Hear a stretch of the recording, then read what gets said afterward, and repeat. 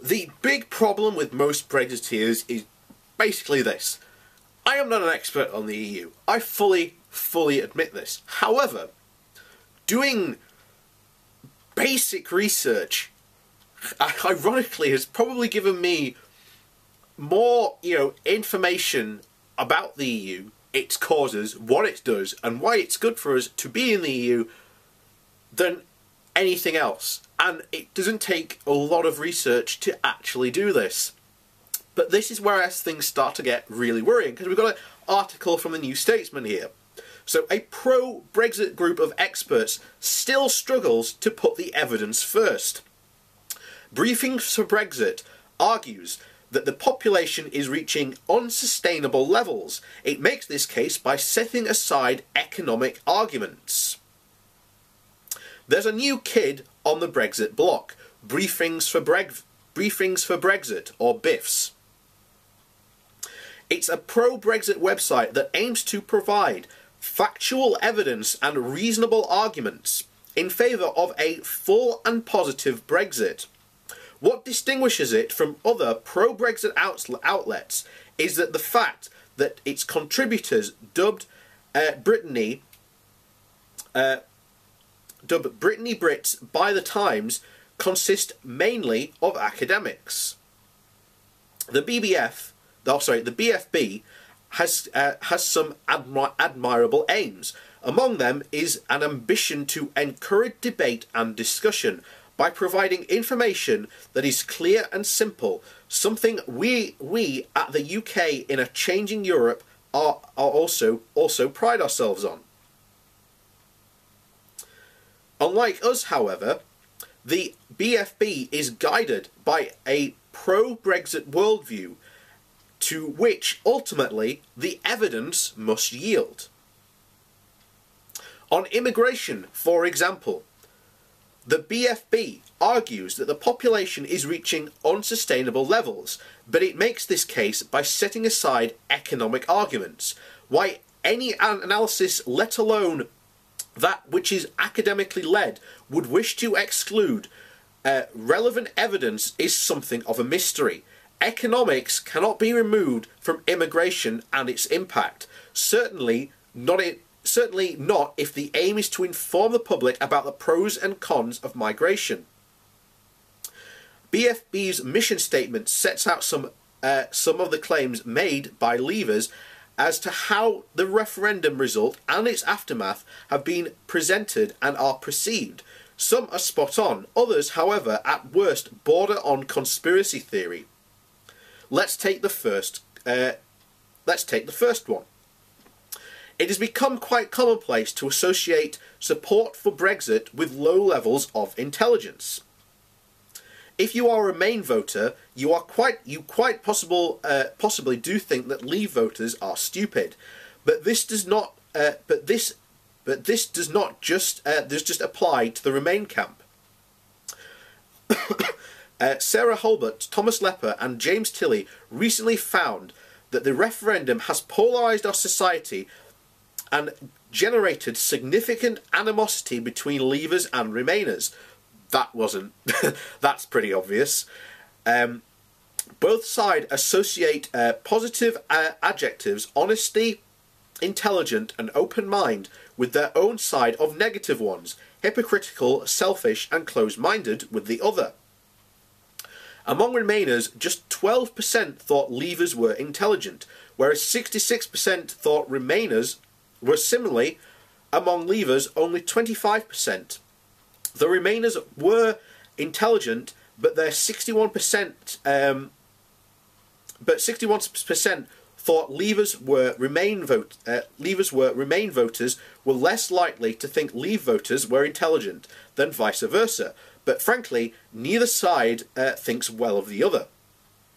Let's consider education, which brings us to the second content. It has become quite commonplace to associate support for Brexit with low levels of education. Do Leave voters have lower levels of education? Generally, yes. Education was a reliable predictor of which way people voted in the referendum. Associating support for Brexit with low levels of education merely reflects that the survey that tells us was the case. This is not completely reliable, of course. We shouldn't forget that a third of people who voted for Leave have a degree or higher, just as about 2/3 of those who voted Remain had no qualifications. The problem here is thinking those without degrees are stupid, which is clearly nonsense. More likely, those without degrees had a different set of interests and priorities to those with them, which determined the way they voted. Their votes were equally logical and rational, but their interests and priorities differed. So what about the media's role in all this? A quote from their website again. There is a prevailing media view that all sensible and informed people oppose Brexit.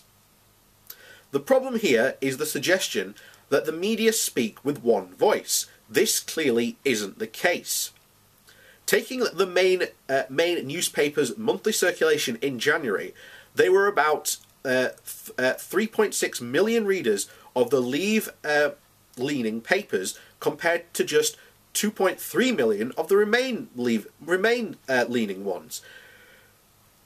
Online, there were also about 90 million visits to Leave-leaning sites and 15.1 to the Remain-leaning ones.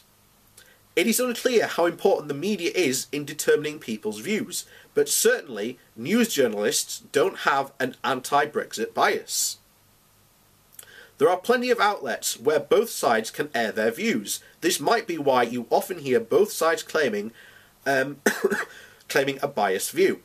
Take Andrew Adonis on the Remain side, who calls the BBC the Brexit Broadcasting Corporation. On the other side, the Free Market Institute for Economic Affairs reports a bias against Leave supporters on the BBC's Question Time and any questions. Like the BBC, the other major TV companies such as ITV, Channel 4 and Sky have a broadly neutral policy, although no doubt face similar accusations.